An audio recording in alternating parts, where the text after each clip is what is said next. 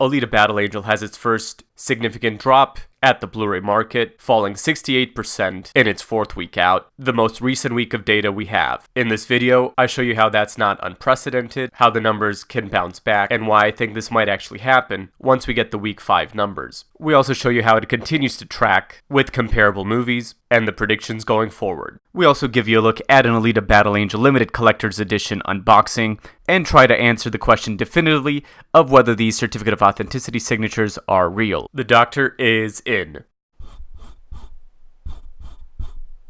What's up guys, Doc Ito here with an Alita update. Remember to like and subscribe to the channel and hit the bell so you don't miss any of Doc Ito's free repairs. And remember to buy those Blu-rays, baby, as we continue to fight for an Alita sequel. So make sure to check out the links below. For the week of August 18th, the numbers reports Alita was in 6th place with about 25,000 units sold. The prior weeks were revised down just slightly, putting the movie at 555,000 total Blu-rays, which is a 68% drop from the week prior. So here's a look at Alita compared to all the other major movies over the last couple years, Aquaman, Captain Marvel, and so on and so forth. And here it is in the red line, following a very similar curve to the other movies, although some movies like Spider-Verse here had a better week 4, Alita trailed off just a little bit. Zooming in compared to movies more similar to it like Lego Movie, Pacific Rim Uprising, Star is Born, and Ready Player One, Alita continues to perform very similar to those movies, with this brown line showing Ready Player One, with Alita very similar, just falling slightly behind Ready Player One. And of course, we keep using Ready Player One as a comparison because it had a massive Thanksgiving Black Friday week, eventually leading it up to 1 million Blu-ray sold through the holiday season. And let me show you why that is, as people were asking about it. You see Ready Player One fell off the list with about 10,000 units a week on October 7th, but then popped back into the top 20 on November 25th with a 240,000 units sold week. Lots of movies get this bump in Thanksgiving, but we often don't see the numbers because they don't make the top 20, and the numbers only reports the top 20 movies. So you see anything beyond this 100,000 units sold is not going to get reported. But every movie gets a massive bump pretty much Black Friday week as people go in after Thanksgiving into the Christmas shopping season. So even if Alita doesn't make it in the top 20, and I think it will, it'll still probably be looking at 50,000 to 100,000 units extra sold during that week. And this is a massive bump because number 20 had 100,000 units sold compared to this week where number 20 only sold 5,000 units. So you see that every movie, just every single movie that is still in the stores gets a massive bump as people are looking for Christmas presents. So it's very important for us to support Alita, to have the word of mouth to our friends and family about this movie so that people are going to think of getting it for family members for Christmas, and that way the fan base is going to continue to grow. Compared to other movies with similar box office performance, Alita again is doing fairly well. However, over this last week, it sort of regressed back to the mean. I would have liked to see this drop being lower and Alita to continue maintaining at least 50,000 units or so. And again, for those who missed the last video, this is a comparison of all movies over the last couple of years with similar box offices to Alita, such as Lego Movie 2, Green Book, Equalizer, 50 Shades Freed, and so on and so forth. Alita on a cumulative level is number 2 at 555,000 units sold, slightly behind 50 Shades Freed at 600,000 units, but Alita is going to have better legs than 50 Shades Freed, which promptly dropped off the list a couple weeks later. So is this 68% drop a bad thing? Well, yes, if it's true, if it's really 68% down, we don't want to see that much falling from week to week. However, it's happened before for movies to get to this level and actually bounce back.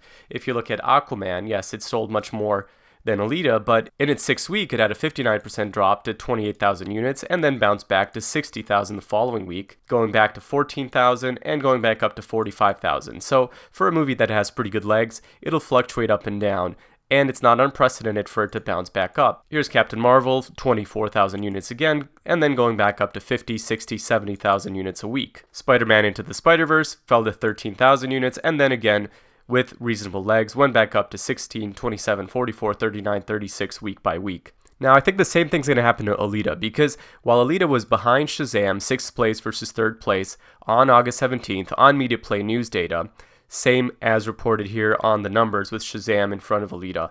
The following week, on August 24th, which the numbers don't have yet, Alita is actually ahead of Shazam, indicating that it probably had a better week going forward once we get the next numbers update. The one issue I do have with the numbers is these ratios are a little bit off. For instance, Alita is only about 30% of Captain Marvel's numbers, and only about 44% of Shazam's. But the market share reported by Media Play News shows it should be about 80% of Captain Marvel's numbers and about 60% of Shazam's. So the numbers from Media Play News actually indicate Alita should be closer to about 40 to 50,000 units sold, depending on which values you're trusting. So we'll have to see how these get updated. We do see the numbers fluctuating and changing, previous week's numbers up and down. So hopefully Alita gets an upward revision, and hopefully once we get August 25th's update, we'll be looking at Alita going in the upward direction. Most movies on average from week 4 out get about a 1.3 times multiplier to the final reported numbers from the numbers, which would put Alita's final number at about 745,000, consistent with prior estimates. However, if it performs like Ready Player One, which had a 1.8 multiplier, we would actually be still looking at the 1 million mark for Blu-ray sold, which Ready Player One was able to cross by the end of the year. So Christmas season is definitely going to be big for Alita.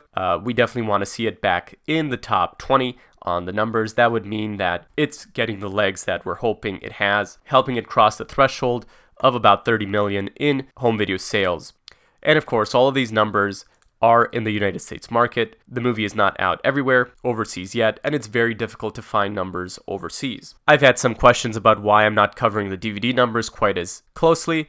That's because the vast majority of money comes from Blu-rays. So while DVD sales are still there, Blu-rays are more expensive, more popular, and drive a higher profit margin for the studios. From a revenue standpoint, 75% of the home video sale revenue has come from Blu-ray for Alita, for instance. Overall, this is a marathon, not a sprint, and it's our duty to try to spread awareness of this movie as best we can.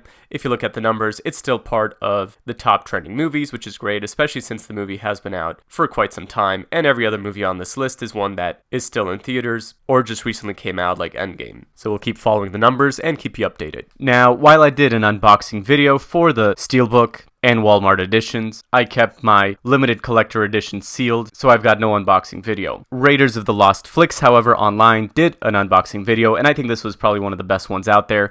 I talked to him, and he gave me permission to share some of his video to give you guys a look at the unboxing of the collector's edition, and of course, check out the link below to see the video in full and support his channel. Because there is some music in his original video and I'm afraid of having any copyright issues, I'm going to talk over his video.